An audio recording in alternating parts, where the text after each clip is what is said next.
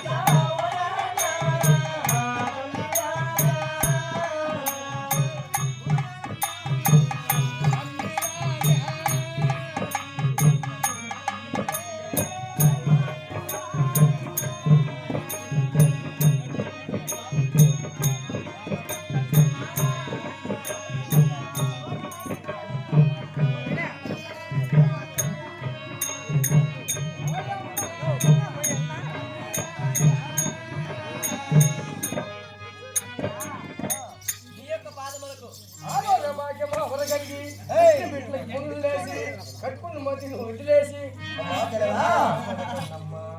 అన్నయ్యా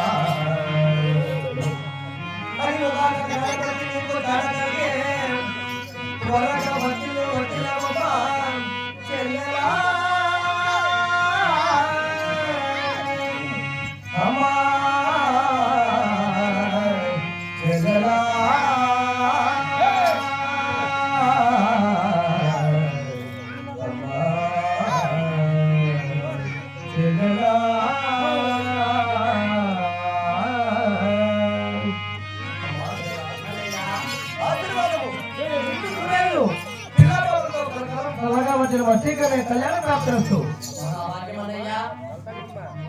ఆ రోజు భాగ్యం అమరగలిగి నువ్వెందుకు బిడ్డలకంతా పుండ్లు లేసి కట్టుకున్నోనికి కాపురం చేయకుండా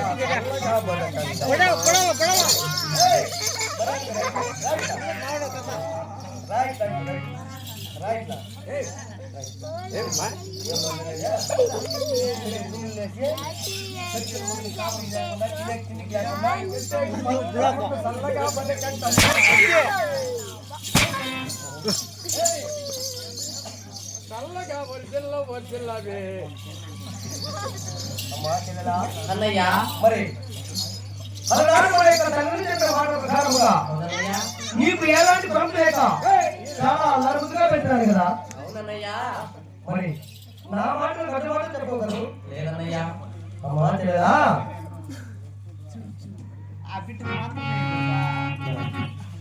బాగుంటున్నాను వినవమ్మ చెల్లెలా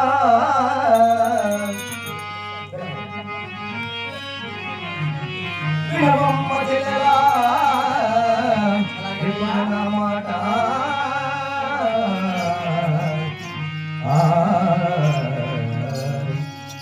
నీకు వివాహం చేసిన చెల్లెలా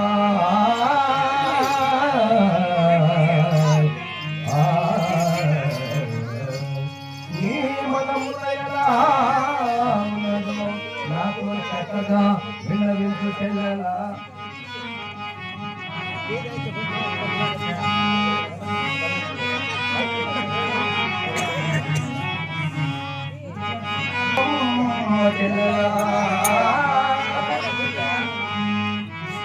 కళ్యాణం చేయాలని నా మనసులు యోచించినాను.